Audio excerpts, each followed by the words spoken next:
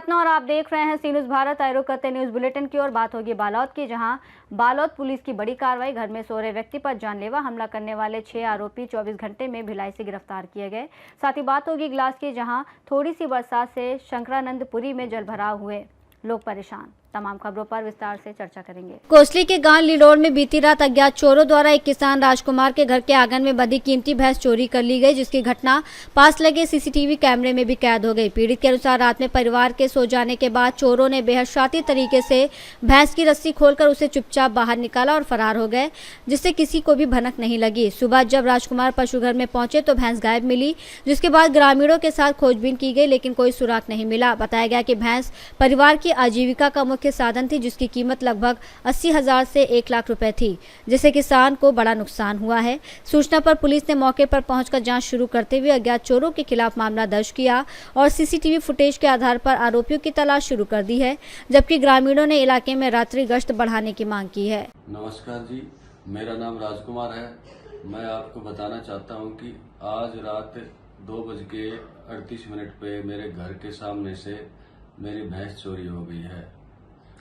रात में हमने लगभग 7 बजे भैंस को अपने घर के सामने बांधा था और जैसे हम सुबह 4:30 बजे उठे, हमने पाया कि हमारी भैंस चोरी हो चुकी है। उसी दौरान हमने इधर उधर भैंस को सर्च किया, हमें कुछ नहीं मिला। तो मेरे घर के सामने हमने सीसीटीवी कैमरा लगा रखे हैं। मैंने सीसीटीवी कैमरा की फुटेज चेक किया तो मैंने देखा कि 2:38 पर एक संदिग्ध व्यक्ति मेरी भैंस को लेके जा रहा है। तो हमने इसके रिगार्डिंग 112 पे कॉल किया और पुलिस प्रशासन भी इधर आया मेरे घर पे। उन लोगों ने भी मेरे को अच्छा कोऑपरेट किया। हमारे कोसली थाना से भी प्रशासन आया, नाहड़ चौकी से भी प्रशासन आया और सीआईए टीम भी यहाँ पे विजिट किया है। तो मेरी भैंस की कीमत लगभग 1.5 लाख रुपए मैं बताना चाहता हूँ है, और इससे मेरे को बहुत सा लॉस हुआ है। अभी मोटा मोटी देखे जाए तो 1.5 लाख की मेरी भैंस गई है। 1.5 लाख की मैं लेके आऊंगा तो मेरा लगभग 3 लाख रुपए का नुकसान हो गया।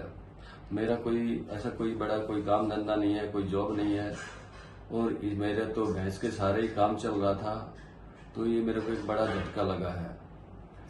तो मेरी अभी पुलिस प्रशासन से एक विनती है कि मेरी भैंस को ढूंढने में मेरी मदद करे और जो भी चोर है उसको पकड़े और उसके खिलाफ उचित कार्रवाई की जाए। रेवाड़ी से सी न्यूज़ संवाददाता चैन सिंह की रिपोर्ट। बदायूं की मुजरिया थाना क्षेत्र के मुजरिया चौराहे के पास ईंटों से भरी ट्रैक्टर ट्रॉली में तेज रफ्तार कैंटर ने पीछे से टक्कर मार दी, जिससे भीषण हादसा हो गया। इस दुर्घटना में ट्रैक्टर सवार एक युवक की मौके पर मौत हो गई, जबकि कैंटर चालक गंभीर रूप से घायल हो गया। टक्कर के बाद ट्रैक्टर पर लदी ईंटें सड़क पर बिखर गईं, जिससे मार्ग बाधित हो गया। घायल चालक को बिलसी के सरकारी अस्पताल में भर्ती कराया गया है। पुलिस ने मौके पर पहुंचकर शव को कब्जे में लेकर पोस्टमार्टम के लिए भेज दिया और दुर्घटनाग्रस्त वाहनों को हटवाकर यातायात सुचारू कराया। स्टैंड हुआ था, ट्रैक्टर जा रहे थे, थोड़ी ख़त्म हो गया वो। तो हम पहुँचे वहाँ पे तो ये मिला नहीं हमें। यहाँ पे आए बिलसी सरकारी अस्पताल में तो यहीं मिलाया, आगे देखा कुछ नहीं है उसमें, ख़त्म है। कौन है आपकी? मेरा भाई है। क्या नाम? बदायूं से सी न्यूज़ संवाददाता अभी की रिपोर्ट। बदायूं के उगैती थाना क्षेत्र के ग्राम गोपालपुर में पुरानी रंजिश के चलते आधी रात करीब 1 बजे दबंगों पर एक परिवार के घर और खेत पर हमला कर तोड़फोड़ उत्पात मचाने का आरोप लगा है। शिकायत के अनुसार आरोपियों ने डीजल इंजन उखाड़कर नाले में फेंक दिया, कुट्टी मशीन चारपाई को क्षतिग्रस्त कर दिया और छप्पर, तिरपाल और लोहे के पाइप भी उखाड़ दिए। पीड़ित पक्ष का यह भी आरोप है कि गाली गलौज, ईंट पत्थरबाजी की गई और पशुओं को खोलकर ले जाने की कोशिश हुई। डायल 112 पुलिस के सायरन की आवाज सुनते ही आरोपी मौके से फरार हो गए। पीड़ित ने थाना उगैती में तहरीर देकर आरोपियों के खिलाफ मुकदमा दर्ज कर सख्त कार्रवाई और परिवार की सुरक्षा की मांग की है। क्या नाम है आपका? नीरू। कहाँ की रहने वाली हो? गोपालपुर की। क्या घटना घटी है आपके साथ में? हमारे जगह पे कब्जा कर लिया है। किसने कर लिया है? नथु, पूरन, रूमल। उन्होंने क्यों किया? उनके जगह लड़का उनकी है, आपकी है? जगह हमारी है। अच्छा। रात झगड़ा भी कराया और एक अंजन है माँ हमारे, वो नाली में गिर दिया और मशीन फिर के अलग फेंक दी। अच्छा, तो इसकी सूचना आपको ने किसी को, पुलिस वगैरह को नहीं दी? हाँ दिए। फिर तहरीर वगैरह दे दी आपने? तहरीर भी दी है और पुलिस को सुनी नहीं दी है हमारी। अच्छा, तो रात लड़ाई झगड़ा हुआ था आपका? हाँ, लड़ाई झगड़ा हुआ। हम देखने को गए तो हमें डंडा ले लेके नहीं घर तक आए हमारी मानने को। अच्छा, फिर हमसे कह गई कि अपने घर रहना तुम। कौन कह गए? पुलिस कह गई, अच्छा, पुलिस दरोगा सब कह गए हमसे। अच्छा, फिर क्या हुआ? और घर पे आए, हमारे घर की तलाशी भी ली किसने? पुलिस वाले ने। मतलब पुलिस ने आपके घर की तलाशी ली? हाँ, आपने अरे पूछा नहीं हमारे घर की तलाशी क्यों ले ना रहे हो, क्या? ना हम पे गेट खुलवा हुआ, अच्छा, दीवार के कुछ ना खुलवाएंगे, अपने आप पुलिस वाले ने खोल के नहीं है, अपने आप ही घुसे तलाशी अपने आप लिए सवेरे। मतलब आपका जगह का विवाद है, फिर आपके घर की तलाशी क्यों ली पुलिस ने? अब जब बात को तो वही जाने अच्छा, कैसे लेंगे। फिर क्या हुआ? तलाशी लेने के बाद चले गए? तलाशी लेने के बाद हमसे कह गए तुम घर में ही रहना, तुम्हें बाहर निकलना नहीं है बिल्कुल। अच्छा, हाँ, जे करें सो कर लेंगे। अच्छा। हाँ, फिर हम अपने घर पे ही रहेंगे। बदायूं से सीनू संवाददाता अभी की रिपोर्ट। बालोद पुलिस ने थाना देवरी अंतर्गत चौकी पिनकापार क्षेत्र के ग्राम संबलपुर नहांदा में रात के समय घर में सो रहे गौकरण साहू पर लाठी डंडों से जानलेवा हमला करने के मामले में 6 आरोपियों को 24 घंटे के भीतर भिलाई से गिरफ्तार करने में सफलता हासिल की है। घटना में अज्ञात आरोपियों ने घर में घुसकर गंभीर रूप से घायल किया था, जिसके बाद पीड़ित को अस्पताल में भर्ती कराया गया, जहां उसका इलाज जारी है। प्रार्थी की रिपोर्ट पर थाना देवरी में अपराध दर्ज कर साइबर सेल थाना टीम ने फॉरेंसिक डॉग स्क्वाड और सीसीटीवी फुटेज की मदद से जांच की और तकनीकी साक्ष्यों के आधार पर आरोपियों तक पहुंच बनाई। पूछताछ में सामने आया कि एक पुरानी रंजिश के चलते योजनाबद्ध तरीके से 6 आरोपी 2 मोटरसाइकिलों से घटनास्थल पहुंचे, जिनमें से कुछ घर के बाहर निगरानी कर रहे थे, बाकी अंदर घुसकर हमला किया।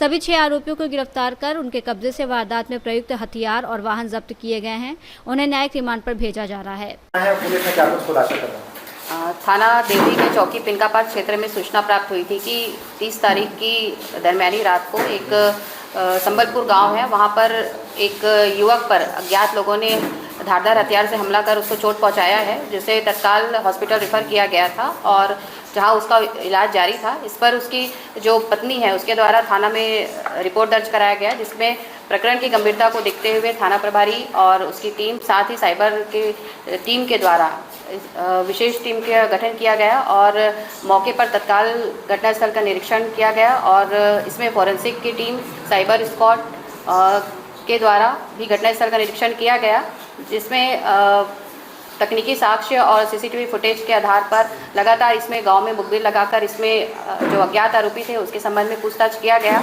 और पूछताछ में यह बात सामने आई कि घटना दिनांक की दरमियानी रात जब उस पर हमला हुआ था, उस दौरान उसकी जो नाबालिग पुत्री है वो भी वहीं सोई हुई थी और उसके द्वारा घटना में करने के बाद जब आरोपी भाग रहे थे उस दौरान पुत्री के द्वारा उसको देखा गया था। तो इसमें फिर भी क्लियर नहीं हो पाया था कि आरोपी कौन है। इस पर लगातार हमारी टीम इस पर काम कर रही थी और जब पता चला कि कुछ जो सुपेला और मरौदा तरफ के रहने वाले लड़के हैं, उस दौरान पता चला कि 1.5 साल पहले जो घायल युवक है उसकी पुत्री के साथ वही गांव का एक लड़का जो है लगातार बात करता था, जिस पर जो घायल युवक है उसने वो आरोपी को समझाइश दी थी और उसे अपनी पुत्री से दूर रहने कहा था, जिस पर आरोपी जो है वो खुन्नस रखा हुआ था और लगातार ये प्लान कर रहा था कि उसके जो घायल युवक है उसको किसी तरह से चोट पहुंचाना है और अपने 5 अन्य साथियों के साथ मिलकर उस दिन घटना दिनांक को वो घर के अंदर आया और जो घायल युवक है उसके सिर पर लगातार डंडे और लोहे का राफ्टर होता है, उसे चोट पहुंचाकर घायल अवस्था में छोड़कर जब उसकी पुत्री उठ गई और उनको भागते हुए देखी तो वो घर से भाग गए और अपने घर चले गए, जहां पर हमारी टीम है उनको पकड़ के लाई है और इनको न्यायिक रिमांड पर आज जेल दाखिल किया जा रहा है। इनके पास से मोटरसाइकिल बरामद हुए हैं और जो मोबाइल यूज़ कर रहे थे उसको भी पुलिस के द्वारा जब्त किया गया है। मैडम 2 सवाल है। पहला सवाल ये कि इनकी नीयत क्या थी वहाँ पर जाने के बाद, क्या उनको पूरी तरीके से मौत के घाट उतारना या केवल चोट पहुँचाना? दूसरा चीज़ मैडम कि उसकी जो बेटी जो थी, चूँकि वो नाबालिग है, लेकिन क्या उस लड़के के साथ में किस तरीके का संबंध था? केवल दोस्ती थी या प्रेम प्रसंग भी मान सकते हैं जिससे आरोपी प्रार्थी जो है उनको तकलीफ थी? ये जो इनसे पूछताछ हुई है आरोपी से, ये मारने के लिए ही उनके घर पे प्रवेश किए थे, चूँकि वो नाबालिग पुत्री है जो वो जाग गई, जिसके कारण वो उसे अधमरा छोड़कर भाग खड़े हुए हैं। इसमें जो नाबालिग पुत्री है और इनका जो है आपसी केवल जान पहचान हुआ था, अभी प्रेम प्रसंग वाली बात सामने नहीं आई है। बालोद से सीनियर संवाददाता रमेश कुमार चेलक की रिपोर्ट। बरेली के आंवला नगर पालिका परिषद में आउटसोर्सिंग पर कार्यरत विद्युत कर्मचारी अयोध्या प्रसाद उर्फ हीरो पुत्र गुलजारी लाल उम्र लगभग 45 वर्ष की आज ड्यूटी के दौरान हादसे में मौत हो गई। मोहल्ला नगरिया स्थित महाराणा प्रताप द्वार पर विद्युत कार्य करते समय उसका पैर फिसल गया, जिससे वो सड़क पर गिरकर गंभीर रूप से घायल हो गया। सहकर्मियों ने तुरंत उसे पास के निजी अस्पताल में भर्ती कराया और नगर पालिका के चेयरमैन सैयद आबिद अली अधिशासी अधिकारी परिजनों को सूचना दी, जिसके बाद सभी अस्पताल पहुंचे।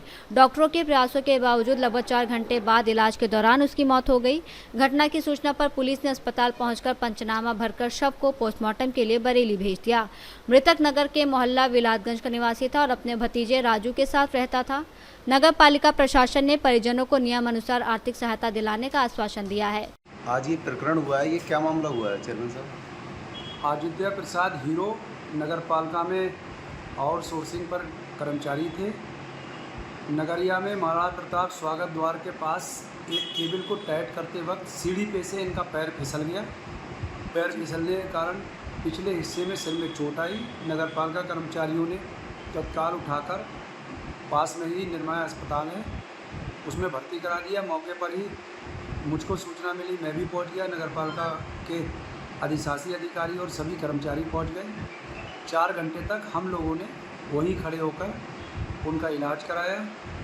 4 घंटे में इलाज के दौरान डॉक्टर ने उनका मृत घोषित कर दिया। उसके बाद उनका पंचनामा कराकर परिवार वालों के साथ और परिवार वालों की राय से पोस्टमार्टम के लिए भेज दिया है। कुछ उन्हें आर्थिक सहायता वगैरह मिलेगी क्या नगर पालिका द्वारा? सरकार और शासन नगर पालिका नगर विकास विभाग द्वारा जो भी उपलब्धियां हैं वो उनके परिवार को पूरा दिलाने का प्रयास किया जाएगा। आंवला बरेली से सीनियर संवाददाता अरविंद पेंटर की रिपोर्ट। दमोह जिले के देहात थाना क्षेत्र अंतर्गत नरसिंहगढ़ चौकी के समीप सूखी पिपरिया गांव में शुक्रवार शनिवार की दरमियान रात करीब 1 से 2 बजे के बीच लूट की बड़ी वारदात सामने आई, जिसमें अज्ञात बदमाशों ने विजय जैन के घर में घुसकर करीब 7 से 8 लाख रुपए के सोने चांदी के जेवर, लगभग 8 तोला सोना और नकदी लूट ली। सूचना मिलते ही पुलिस अधीक्षक Anand Kaladagi, CSP HR Pandey, TI Dharmendra Upadhyay, चौकी प्रभारी रोहित द्विवेदी सहित पुलिस टीम मौके पर पहुंची और जांच शुरू की। फरियादी के भाई के अनुसार बदमाशों ने दरवाजा तोड़कर घर में प्रवेश किया, परिवार को बंधक बनाकर मारपीट की और तिजोरी तोड़कर लूटपाट की, जिसके बाद परिवार ने 112 पर सूचना दी और पुलिस ने मौके पर पहुंचकर जांच शुरू की। पुलिस ने सीसीटीवी फुटेज खंगालते हुए संदिग्धों की तलाश शुरू की है और कुछ लोगों को हिरासत में लेकर पूछताछ की जा रही है, जबकि चौकी प्रभारी के अनुसार मामले की जांच जारी है और जल्द ही पूरे घटनाक्रम का खुलासा किया जाएगा। 24 के अंदर आती है, उस रोड साइड एक घर था, वहाँ पे रात को लेट नाइट 4 लोगों ने घर के अंदर घुसकर वहाँ पे लूट के अंजाम दिया था। हम लोगों ने भी फील्ड में पहुँच गए थे। उसके बाद यहाँ पे हम लोगों ने विविध थानों का मल्टीपल टीम्स को बनवा के आरोपियों का तलाशी के लिए हम लोगों ने टीम्स को रवाना की है। अभी इसमें 4 लोगों के खिलाफ वहाँ पे थाना दमोह देहात में एफआईआर दर्ज हुई है लूट की। अभी उसमें टीम जुड़ी है, जल्दी से जल्द टीम को सफलता मिलेगी। कोई आरोपी गिरफ्तार मिल सकते हैं? अभी आरोपियों को ढूंढ रहे हैं, तुरंत हम लोग आरोपियों को गिरफ्तारी करेंगे और पूरा जेवरात को भी हम लोग रिकवरी करने की कोशिश करेंगे। लगभग कितने की लूट सामने और टोटल यहाँ पे 10 तोला से ज़्यादा वहाँ पे सोने की लूट हुई है। उसके साथ ही साथ कुछ 1 किलो चांदी का भी उसमें और कुछ 50,000 के आसपास की कैश भी उसमें सम्मिलित थी। हाँ बताएं क्या हुआ था?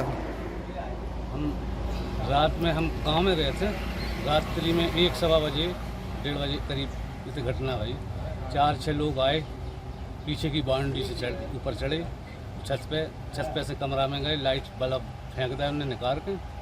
उसके बाद भैया सो रहे थे, सो जाके की लात मारी। सुबह उठे सो की सिर में 2-3 बटें मारी और कट्टा अड़ा लो,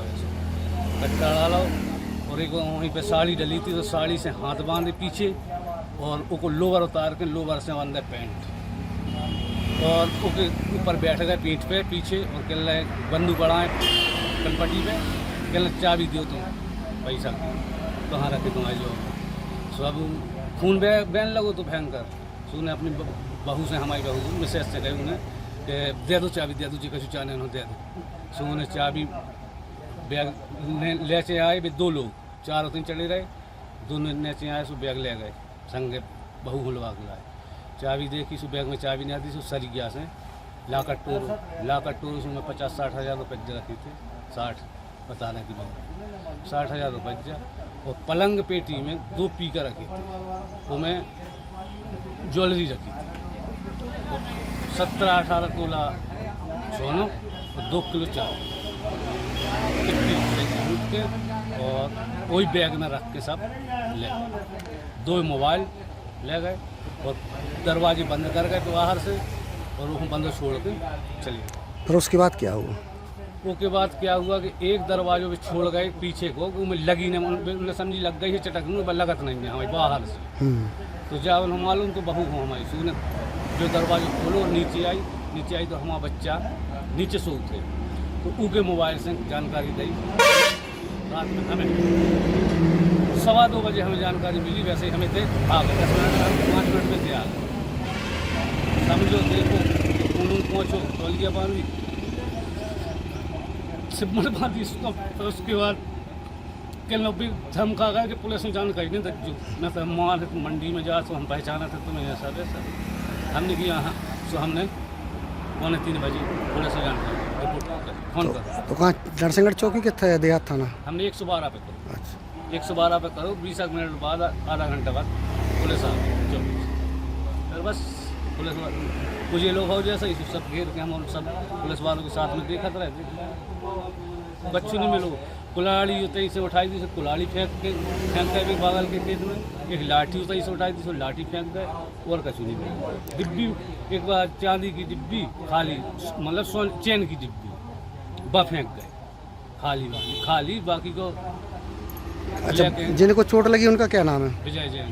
और आप अच्छा, और आपकी बहू का नाम? कीर्ति जैन।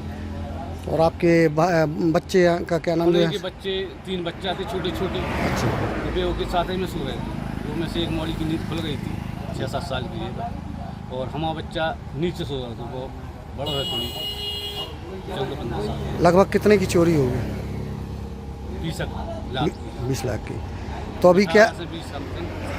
अभी क्या पुलिस आप मतलब पुलिस ने पकड़ा आरोपियों को? नहीं हाँ, अभी जानकारी मिली है कि पुलिस ने 4 आरोपी पकड़ा। 4 पकड़ लिए।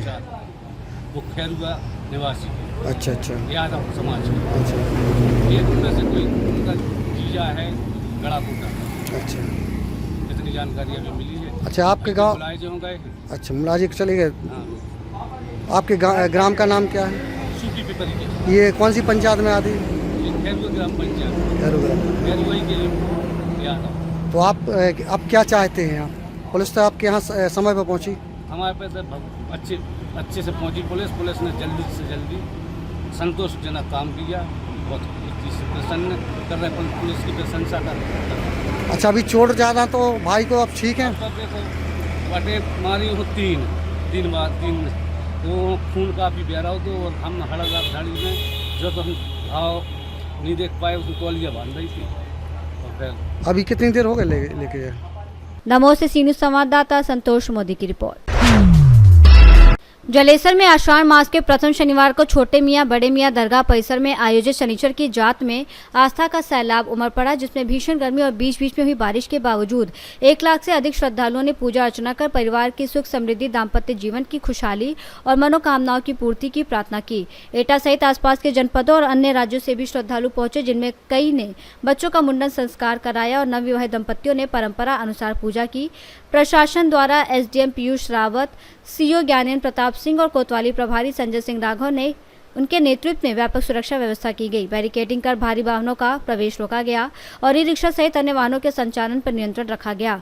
नगर पालिका परिषद, भारत विकास परिषद और अन्य सामाजिक संगठनों ने पेयजल राहत शिविर लगाकर श्रद्धालुओं को सुविधा उपलब्ध कराई, जिससे पूरा आयोजन शांतिपूर्ण और सुव्यवस्थित ढंग से संपन्न हुआ। एटा से सी न्यूज़ संवाददाता लखन यादव की रिपोर्ट। जलेसर में शनिवार को तहसील परिसर में उत्तर प्रदेश खादी ग्राम उद्योग बोर्ड द्वारा विभागीय योजनाओं के प्रचार प्रसार और स्वरोजगार को बढ़ावा देने के लिए जागरूकता कार्यक्रम आयोजित किया गया, जिसमें क्षेत्र के बेरोजगार युवाओं और उद्यमियों को योजना की जानकारी दी गई। 5 लाभार्थियों को माटी कला उद्योग पंजीकरण प्रमाण पत्र वितरित किए गए। कार्यक्रम में तहसीलदार संदीप सिंह मुख्य अतिथि रहे, जबकि नीलम प्रजापति, जिला ग्राम उद्योग अधिकारी अशोक कुमार सिंह सहित अन्य अधिकारी जनप्रतिनिधि विशिष्ट अतिथि के रूप में उपस्थित रहे। इस दौरान अधिकारियों ने बताया कि विभाग विभाग द्वारा माटी कला के लिए चाक, दोना पत्तल, अन्य मशीनें, सिलाई मशीन, साथ ही उद्यम स्थापना के लिए ऋण और सब्सिडी जैसी सुविधाएं उपलब्ध कराई जाती हैं। कार्यक्रम के अंत में रानी देवी, पूनम देवी, रीना देवी, राहुल, महेंद्र, आकाश, सुरेश सहित कई लाभार्थियों को प्रमाण पत्र वितरित किए गए और लोगों से योजनाओं का लाभ लेकर स्वरोजगार अपनाने की अपील की गई। एटा से सीनू संवाददाता लखन यादव की रिपोर्ट। केतन अग्रवाल हत्याकांड के आरोपी सिया गोयल पर मीडिया की ओर से लगाए गए कथित अश्लील इशारों के आरोपों पर उसके परिवार ने सफाई दी है। सिया के पिता प्रवीण गोयल ने दावा किया कि पुलिस जांच के दौरान घर ले जाते समय पुलिस वैन का दरवाजा बंद होने पर उसकी 2 उंगलियां दब गई थीं, जिससे चोट लगने के कारण उसकी उंगली सीधी दिखाई दे रही थी। परिवार का कहना है कि उनके इस दावे की पुष्टि पुणे ग्रामीण पुलिस से की जा सकती है। हालांकि ये परिवार का पक्ष है कि वो जो सिया पे सवाल उठ रहे हैं कि वो कुछ उंगली ऐसा दिखा रही है, एक्चुअली वैसा वो कुछ भी नहीं है।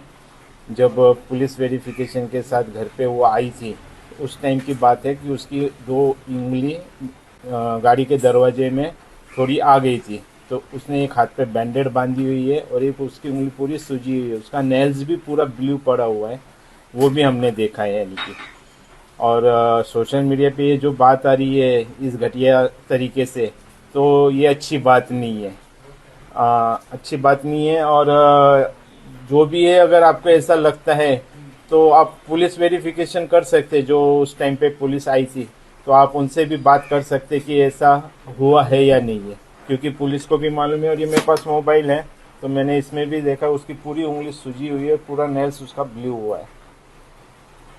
इस तरीके से जिस तरीके से सोशल मीडिया बात उठा रही है वो अच्छी बात नहीं है।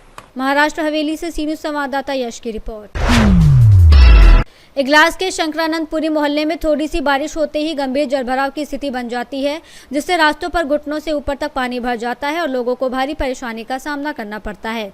रोडवेज बस अड्डे से सामुदायिक स्वास्थ्य केंद्र तक जाने वाले मार्ग पर करीब 200 मीटर तक जल भराव होने से लगभग 100 घरों के लोग अपने घरों में कैद होने को मजबूर हो जाते हैं और राहगीरों को भी कठिनाई झेलनी पड़ती है। स्थानीय लोगों का आरोप है कि नगर पंचायत और जनप्रतिनिधियों को समस्या की जानकारी होने के बावजूद अब तक कोई ठोस समाधान नहीं किया गया है, जिससे आने वाले बरसात के मौसम को लेकर चिंता और बढ़ गई है। इगलास से सीनू संवाददाता इंद्रजीत प्रेमी की रिपोर्ट।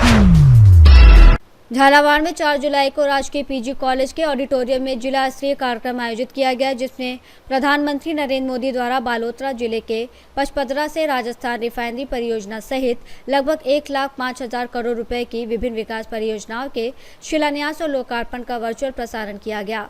इस अवसर पर रोजगार उत्सव के तहत विभिन्न विभागों की कुल 847 नवचयनित अभ्यर्थियों को नियुक्ति पत्र, स्वागत किट और मुख्यमंत्री का संदेश प्रदान किया गया, जहां सांसद दुष्यंत सिंह मुख्य अतिथि रहे और उन्होंने नवनियुक्त कर्मियों को बधाई देते हुए कहा कि वे अपने दायित्व का ईमानदारी से निर्वहन कर प्रदेश के विकास में योगदान दें। कार्यक्रम में प्रशासनिक सुधार विभाग के सर्वाधिक 670 चतुर्थ श्रेणी कर्मचारी सहित विभिन्न विभागों के अभ्यर्थियों को नियुक्ति पत्र दिए गए, जबकि सहायक आचार्य, व्याख्याता, ग्राम विकास अधिकारी, टेक्नीशियन और कांस्टेबल सहित अन्य पदों पर भी नियुक्तियां हुईं। इस अवसर पर कई जनप्रतिनिधि और जिला स्तरीय अधिकारी मौजूद रहे। झालावाड़ से सीनू संवाददाता रमेश की रिपोर्ट। बुंडू के तमाड़ क्षेत्र में एनजीटी की रोक के बावजूद अवैध बालू परिवहन की कोशिश को पुलिस से नाकाम करते हुए 4 हाईवा जब्त किए हैं। डीएसपी ओम प्रकाश के नेतृत्व में तमाड़ थाना पुलिस ने गुप्त सूचना के आधार पर सरजम डी से मोहिया डी की ओर जा रहे बालू लदे हाईवा वाहनों की घेराबंदी की, जिसके बाद पुलिस को देखते ही सभी चालक वाहन छोड़कर फरार हो गए। जांच में 3 हाईवा के रजिस्ट्रेशन नंबर मिटे हुए पाए गए, जबकि 1 नंबर स्पष्ट था। पुलिस ने सभी वाहनों को जब्त कर थाना ले जाकर आगे की जांच शुरू कर दी है और फरार चालकों की पहचान, अवैध बालू के स्रोत का पता लगाया जा रहा है। डीएसपी ओम प्रकाश ने बताया कि इस तरह के अवैध कारोबार के खिलाफ अभियान लगातार जारी रहेगा और दोषियों पर सख्त कार्रवाई की जाएगी। देखिए, हम लोग को सुबह जो है सूचना मिली थी कि सरजमडी तरफ से हाईवा गाड़ी आ रही है, बालू लोड है। तो हम लोग उस सूचना के सत्यापन हेतु हम लोग गए तो देखे कि वहाँ पे 4 गाड़ियाँ आ रही थी। उसको हम लोग तत्परता के साथ गाड़ी को हम लोग पकड़े और जो भी ड्राइवर थे वो सब मौके का फ़ायदा उठा के वो लोग भाग चुके। इसके अलावा बाकी जो हम लोग उसमें अग्रतर कार्रवाई है तो हम लोग माइनिंग को भी अटैच किए हैं। इसके अलावा हम लोग की तरफ से उस पर कार्रवाई किया जा रहा है। हम लोग उसी का मनोबल तोड़ने के लिए तो हम लोग कार्रवाई किए, ठीक है। और जितने भी इस तरह के लोग हैं अगर कार्य करेंगे, एनजीटी लगा हुआ है, इसमें अगर किसी तरह से कोई हिमाकत करेंगे तो उनके ऊपर कार्रवाई किया जाएगा। ये बालू गाड़ ये अभी अनुसंधान चल रहा है, अनुसंधान में बातें आएंगी तो हम लोग उस पर ये बालू कहाँ से उठाव जैसे हम लोग का जो कांची नदी है उसी के आसपास से कहीं से लोग डंप करके कहाँ जाने वाले थे सर? ये अभी तो स्पष्ट रूप से नहीं है, लेकिन संभवतः ये चौका तरफ या सरायकेला तरफ जाती। तो सर नहीं, उसके लिए हम लोग पूरी तरह से तैयार हैं और किसी भी वो लोग का जो मंसूबा है उसमें हम लोग कामयाब नहीं होने देंगे। सर इस क्षेत्र में कोशिश कर रहे हैं कि इस तरह का जो उठाव हो रही है उस पे जो आसपास जो पुल बने हैं वहाँ पे किस तरह का उठाव नहीं हो। हम लोग उसके लिए धरपकड़ लगातार कर रहे हैं, लगातार FIR भी कर रहे हैं, कार्रवाई भी कर रहे हैं। वैसे जो उसमें कार्य में जो सम्मिलित हैं उनको हम लोग जेल भेजने का भी काम कर रहे हैं। खूंटी से सी न्यूज़ संवाददाता शहीद अंसारी की रिपोर्ट। बुलेटिन में फिलहाल इतना ही। देश और दुनिया की तमाम बड़ी खबरों के लिए देखते रहिए सी न्यूज़ भारत।